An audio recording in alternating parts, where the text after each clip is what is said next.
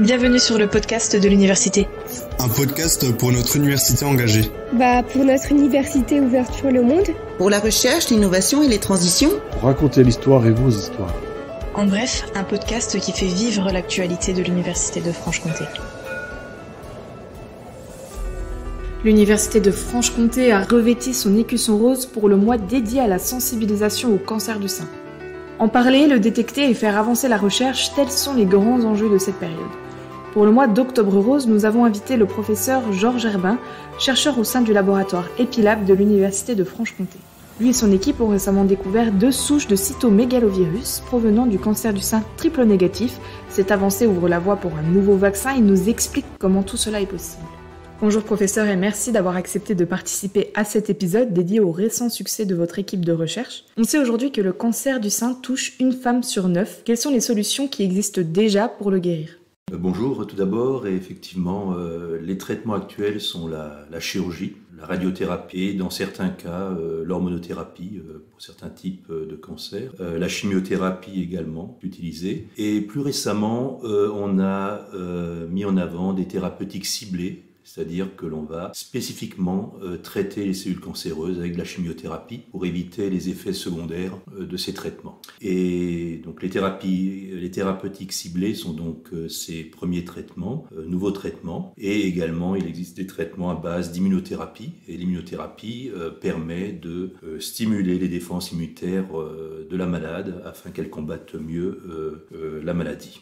Donc ceux-ci sont les principaux traitements actuellement utilisés. Bien entendu, on est en train d'essayer de trouver de nouvelles pistes de traitement, on en parlera tout à l'heure, notamment si on arrive à déterminer certains agents pathogènes qui pourraient être à l'origine du cancer du sein, comme c'est pour le cas pour le cancer du col de l'utérus. Si on arrive à identifier un microbe, peut-être qu'on pourra faire un vaccin, on verra ça peut-être un peu plus loin lors de l'interview. Vous et votre équipe du laboratoire EpiLab de l'université de Franche-Comté avez récemment abouti à une nouvelle avancée scientifique importante.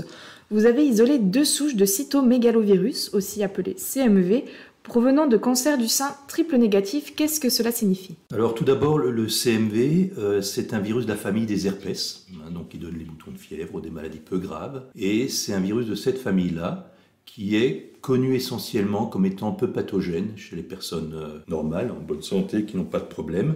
Et par contre, effectivement, chez les immunodéprimés, des personnes qui ont une immunité qui est très faible, le CMV peut être pathogène, entraîner de la fièvre, des infections des organes tels que les poumons, des infections hépatiques et même dans certains cas peut entraîner une altération du pronostic vital. Donc ce virus CMV, nous l'avons étudié, nous avons commencé à l'étudier il y a une dizaine d'années et nous avons pu montrer effectivement qu'il était présent dans un certain nombre de cancers, dont le cancer du sein, et également dans d'autres cancers graves comme les cancers du système nerveux qu'on appelle le glioblastome et également dans le cancer de la prostate et le cancer de l'ovaire. Donc notre réflexion a été effectivement centrée sur le cancer du sein parce que c'est quelque chose, une pathologie importante et grave pour laquelle on n'a pas encore des traitements pour l'ensemble des malades, mais on pense également à des traitements d'autres cancers qui pourraient être éventuellement dus au CMV. Donc partant de là, nous avons pris des biopsies de femmes qui avaient eu un cancer du sein et nous avons isolé du CMV de la tumeur et nous avons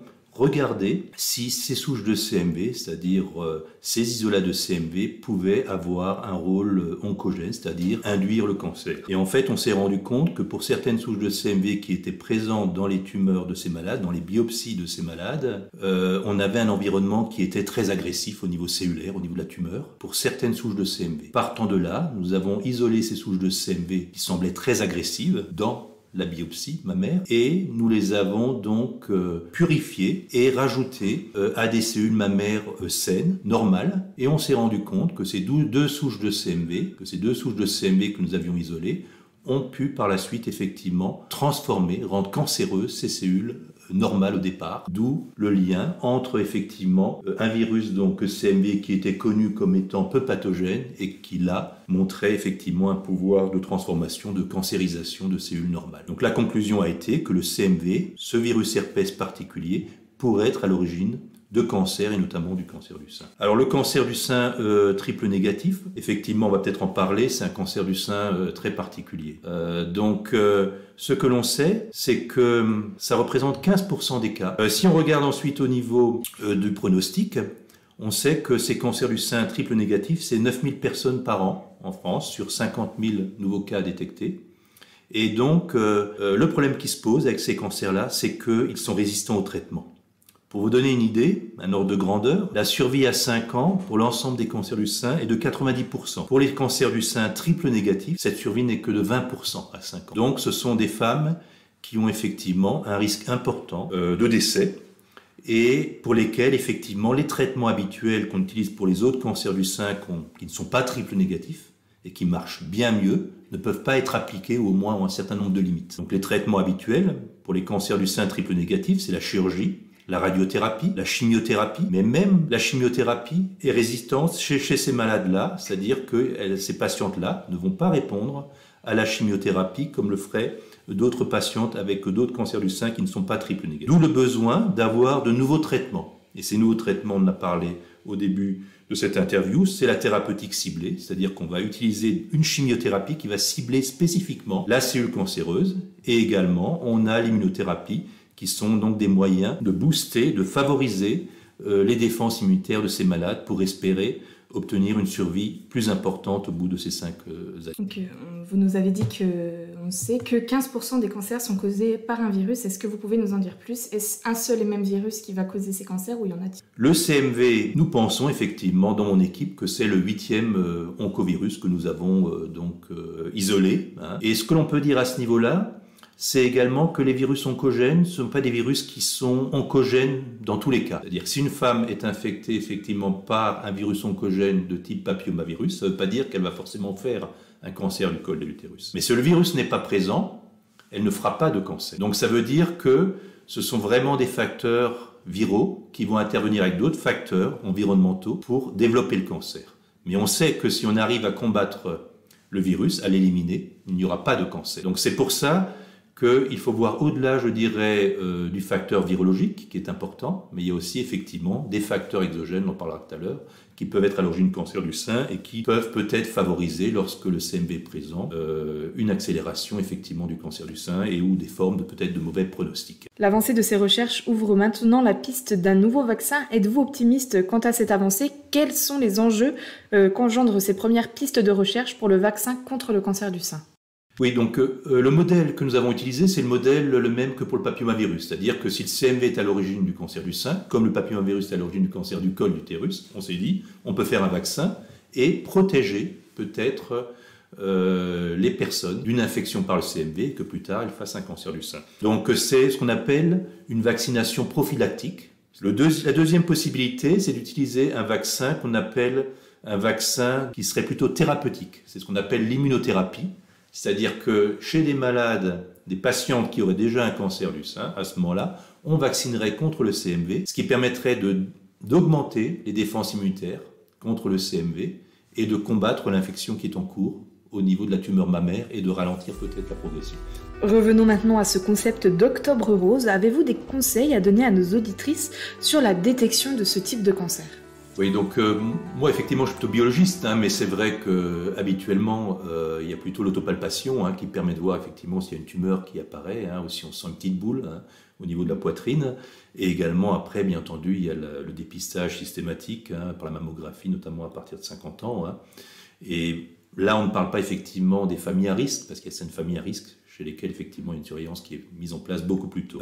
Par contre, je dirais que d'une manière sur le côté biologique, ce qui me concerne plus à titre personnel, c'est plutôt effectivement soutenir la recherche contre le cancer du sein. Je sais qu'il y a beaucoup effectivement au mois d'octobre, de manifestations qui vont dans cette direction-là, et je pense que c'est très important que effectivement la recherche ne reste pas cantonnée au niveau du laboratoire, et effectivement c'est pour ça que je suis là aujourd'hui, pour expliquer un peu ce qu'on fait, et aussi d'un autre côté pour se dire que cet argent que vous donnez va de toute façon être utilisé à bon escient et qu'on a vraiment besoin de ce soutien-là pour pouvoir continuer à faire de la recherche, parce que l'ensemble effectivement de cette recherche médicale coûte toujours très cher, et donc c'est cet aspect-là, donc toutes les manifestations qui permettent de récolter des fonds pour la recherche contre le cancer, notamment le cancer du sein, sont bienvenues.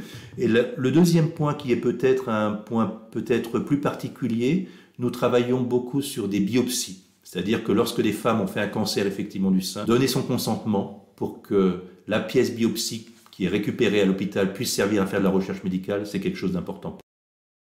Comment pouvons-nous prévenir justement le cancer du sein? Est-ce que vous pouvez nous expliquer quelles sont les recommandations qui peuvent diminuer les risques d'un jour engendrer cette maladie?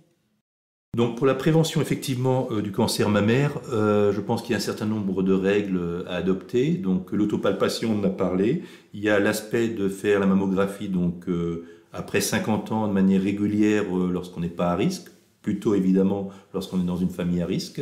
Et ensuite il y a un certain nombre de règles d'hygiène, de vie je dirais, qui sont notamment faire de l'exercice physique de manière régulière, hein. Donc lutter contre le surpoids, donc également avec une alimentation équilibrée, notamment de type régime méditerranéen. Pour les activités physiques, on peut considérer que la marche, notamment donc plusieurs fois par semaine, de manière régulière, est sûrement quelque chose qui est tout à fait bénéfique. Également, il y a un certain nombre d'autres conseils qu'on peut donner pour prévenir le risque de cancer du sein. Notamment, on sait que l'allaitement maternel va diminuer le risque de cancer du sein. Donc, plutôt faire un allaitement maternel qui est bien pour la maman et qui est également bien pour l'enfant parce qu'effectivement, on apporte les nutriments nécessaires à sa protection, hein, notamment dans le petit âge. Donc, c'est vraiment à recommander l'allaitement maternel. Également, et là, c'est effectivement un peu plus problématique, lorsque la première grossesse a lieu avant 30 ans, il y a moins de risques effectivement de cancer du sein. Donc on voit aussi plus de risques de cancer du sein parce qu'effectivement les jeunes femmes effectivement repoussent parfois l'âge de la première grossesse et effectivement c'est quelque chose, et on ne peut pas toujours choisir bien entendu, mais c'est quelque chose qui peut impacter le risque, hein, on le sait. Et donc concernant l'autre bout, la ménopause, hein, la ménopause, on sait également qu'il y a des traitements hormonaux, des traitements hormonaux de la ménopause, et donc il vaut mieux habituellement dans ces traitements hormonaux prendre un traitement qui combinera un œstrogène et un progestagène.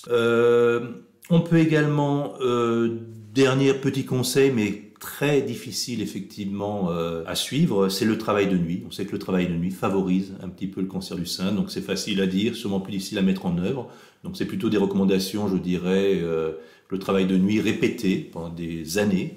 On s'est rendu compte que statistiquement, il y avait un risque un peu plus élevé, effectivement, de cancer du sein. Donc c'est à confirmer. Mais ça fait partie, effectivement, de ces règles globales qui incluent non seulement l'hygiène alimentaire, l'hygiène, effectivement, faire des exercices physiques, mais également peut-être tout ce qui est protection des travailleurs. Et il y a un dernier point peut-être qu'on peut rajouter, c'est dans certains cas, mais qui sont rares, c'est l'exposition aux radiations ionisantes. On sait que ça favorise également certains cancers. Donc la protection contre ces radiations est également quelque chose qui est important. Merci professeur d'avoir partagé avec nous l'avancée de votre équipe de recherche qui se révèle être pleine d'espoir pour toutes les femmes atteintes par le cytomégalovirus. Ce podcast dédié au mois d'Octobre Rose nous permet de rappeler à quel point il est important de soutenir la recherche et ainsi permettre l'aboutissement de nouveaux processus de guérison. À l'Université de Franche-Comté, nous avons à cœur de valoriser ces aboutissements qui façonnent la médecine de demain.